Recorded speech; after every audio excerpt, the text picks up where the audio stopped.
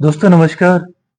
आज देश में ऐसी परिस्थितियां आ गई हैं कि देश के नागरिक ये सोचने पे मजबूर हो गए हैं कि वो वोट जो जिस पार्टी को दे रहे हैं, जिस पार्टी को वो देना चाहते हैं, वो वोट जो उनका संवैधानिक अधिकार है, वो वोट उस पार्टी पे जा रहा है या नहीं जा रहा है।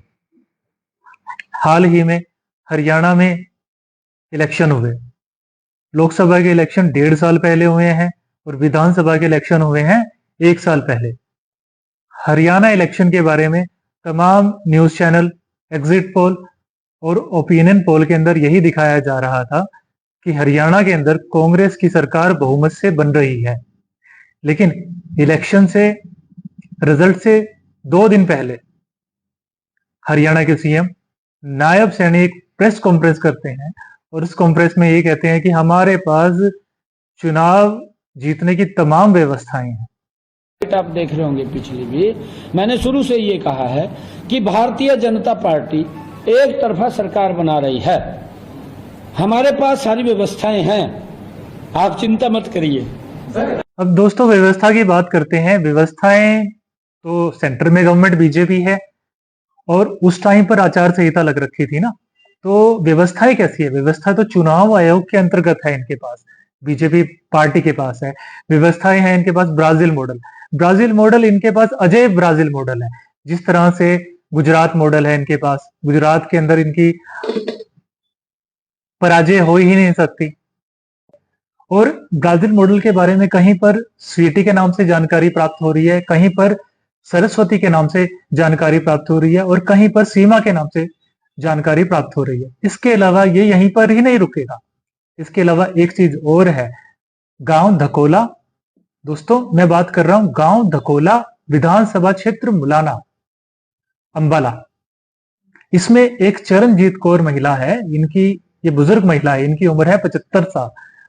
इस बुजुर्ग महिला की 223 वोट फर्जी थी और इनके बारे में ये पता लग रहा है कि इन्होंने काफी बारी धरने भी दिए हैं और एडीसी ऑफिस में रिक्वेस्ट भी की है कि हमारे साथ इस तरह का गलत व्यवहार हो रहा है, हमारे वोट फर्जी जा रहे हैं। जब ये वोट डालने जाते थे उस समय लोग इन पर हंसते थे कि आपके वोट तो माता जी कोई और डाल के चला गया है। नाम फोटो मेरी आवाज 2 बार इलेक्शन लड़े, 2 बार में फोटो आई है। कटवाने की कोशिश भी करी, किसी ने कट्टी नहीं, चुनी समती में खड़े जो 2 बारी गुट्टा में खड़े, उन्हीं की आई नहीं। ये वोटें बाहर की हैं, जाली वोटें हैं। ये जो फर्जी वोट बने हुए हैं और इस फोटो हमारी माता जी की है, वोट फर्जी है। और जब ये डालने आते हैं तो उसका फोटो पे पहचान नहीं होती, फर्जी वोट की पहचान नहीं कर सकते। तो इसीलिए हम तो ये सरकार से आश्वासन चाहते हैं, अभी जो पीछे वोट इलेक्शन सरपंची का इलेक्शन हुआ है उसकी दोबारा से एक बार चेकिंग की जाए। ये 223 वोट के ऊपर हमारी माता जी की फोटो लगा रखी है और जानबूझ के शरारती तत्वों ने ये फोटो लगाई हुई है। और हमने इसकी कई बार मांग उठाई, बीएलओ से भी कहा अपने गांव में, और बीडीओ मैडम को भी कई बार लिख के दिया, बीडीपीओ को साहा में, एडीसी मैडम को भी कई बार भेजा इसके बारे में लिखत में, तो कोई हमारी सुनवाई नहीं हुई।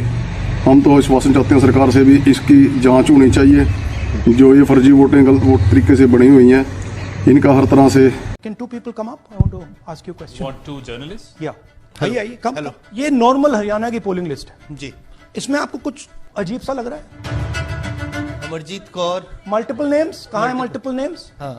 दलजीत सिंह। Very good. हाँ ठीक है, लाइए नीचे लाइए।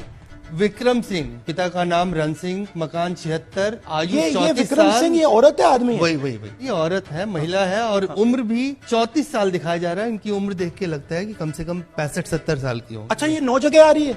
9 जगह, 9 प्लेसेस। ये क्या है? ये 3, 4, 5, 6, 7, 8, 9 दफे फिर से आ गई। रणदीप सिंह, ये कभी 80 साल की है? 80 साल की है रणदीप सिंह। संपूर्ण सिंह 80 साल उम्र है इनकी। मतलब सेम पिक्चर है लेकिन अलग अलग डेटा है, नाम अलग है, एज अलग है, कभी आदमी है, कभी अलग है, कभी एज है, कभी कुछ और है। ये फिर से आती है, मल्टीपल है, ये फिर से आई। ये सब 104 में रह रहे हैं, आप देखिए ये सब 104, 103, 104, 103 मकान में रह रहे हैं। She appears 223 times in 2 polling booths. ये इलेक्शन कमीशन की लिस्ट है, हमारी लिस्ट नहीं है, ये हमारा है. This is the voter list of Haryana. This is the lies written inside the voter list of Haryana. We are showing you that the Haryana voter list is flawed, is rubbish. This is a central question. If this is flawed, elections are fundamentally flawed.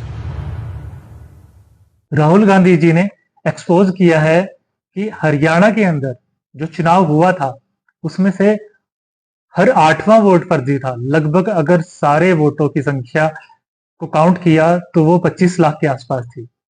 Haryana के अंदर 8 ऐसी विधानसभा सीटें हैं जिनके अंदर कांग्रेस बहुत कम margin से हारी है, और उचाना कला एक ऐसी सीट है जिसमें से कांग्रेस सिर्फ 32 वोटों से हारी है. ये आपको बता सकता हूं, कभी इसका नाम सीमा, कभी स्वीटी, कभी सरस्वती. 22 बार 10 बूथ में इसको वोट देने का मौका मिलता है. हरियाणा की नहीं है, हिंदुस्तान की नहीं है, ब्राजील की है, मॉडल है. हरियाणा की वोटर लिस्ट है. चेक करना है तो उसको स्कैन कर दीजिए, देख लीजिए. If you scan that, this opens. That's her official page. इससे क्या पता लगता है? इससे पता लगता है कि ये सेंट्रलाइज्ड ऑपरेशन है. क्यों? क्योंकि ये 10 बूथ में इसकी फोटो आती है. इसका मतलब ये बीएलओ का काम नहीं, ये सेंटर से डेटाबेस में ये डाला गया है. 5 तरीके की वोट चोरी है हरियाणा में. Duplicate voters 5 lakh, invalid addresses तकरीबन 90,000, बल्क वोटर्स 19 लाख, और ये जो आखिरी हमने खाली रखे हैं, misuse of form 6, misuse of form 7, ये एडिशंस और डिलीशंस हैं. महादेवपुरा के प्रेजेंटेशन के बाद इलेक्शन कमीशन हमें ये फॉर्म नहीं देती. बिग पिक्चर क्या है हरियाणा के युवाओं? बिग पिक्चर है कि आपकी सरकार चोरी की गई. दोस्तों, अभी हाल ही में इलेक्शन हुए हैं बिहार के अंदर, और बिहार के अंदर तो एक ऐसा मामला सामने आया है कि वहां लोकसभा सांसद जो कि एलजेपी गुट से रामविलास पासवान के गुट से है, शांभवी चौधरी, जो कि लोकसभा सांसद है. आप वीडियो में देख सकते हैं कि वो लेफ्ट हैंड ऊपर कर रहे हैं और उनकी फिंगर पर स्याही लगी हुई है, और फिर राइट हैंड ऊपर कर रहे हैं और उस फिंगर पर भी स्याही लगी हुई है. तो क्या एक शख्स 2 बार वोट कर सकता है? और अगर ये वीडियो सामने आ रही है सोशल मीडिया के प्लेटफॉर्म पे, तो इस पर चुनाव आयोग क्या उनको नोटिस देगा? क्या इस पर कोई कानूनी कार्रवाई होगी? हमारी बस यही विनती है चुनाव आयोग से कि वो इन मामलों की निष्पक्ष जांच करे.